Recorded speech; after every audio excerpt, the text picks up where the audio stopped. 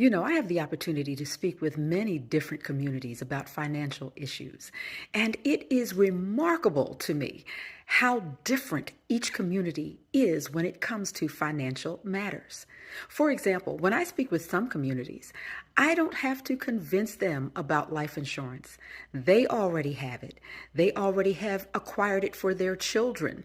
And some of them have had these policies since their children were babies.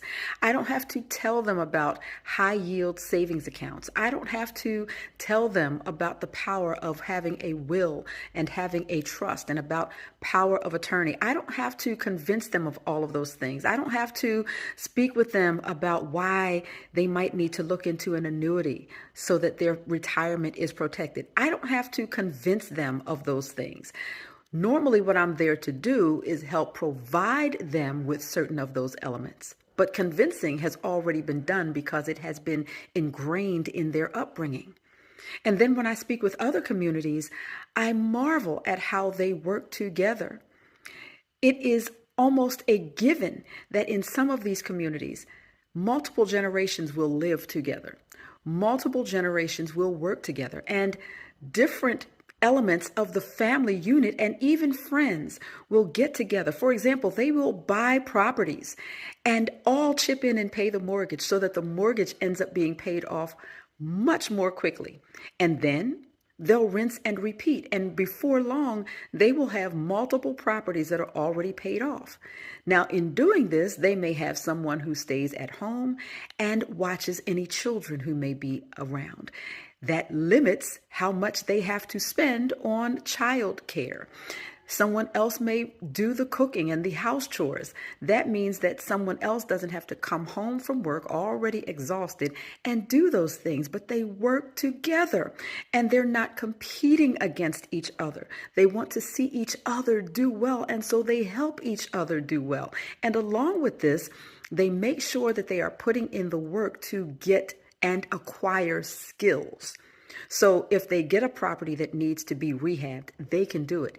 If they get a car at an auction, for example, and it needs a little work, they can do it. And if they can't do it, someone from their network will chip in and do it. And because they all work together, there's very little cost involved. Normally, the cost is just the price of the materials. And then I get to my own community. And I know that we've been through a lot, but we have to regroup, reset, and renew our mindsets because some of what we've been through has put us into unhealthy mindsets of competition and money scarcity. And so when we are able to get something, we think that we are self-made. Well, self-made, if you believe in God, then that goes out the window. And then we think in terms of independence. Sure, we don't want to have unhealthy needs for people and other entities, but we should be interdependent, okay? We all need each other, and we should be able to go to each other, provide for each other, assist each other.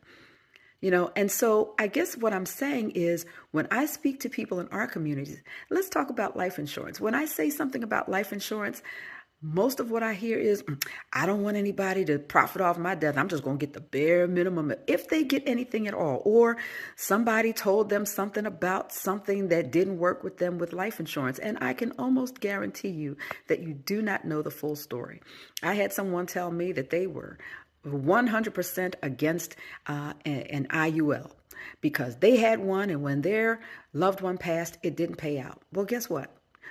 When they claimed to have had the IULs weren't even out for another 10 years. So I don't know what they thought they had, but it wasn't that.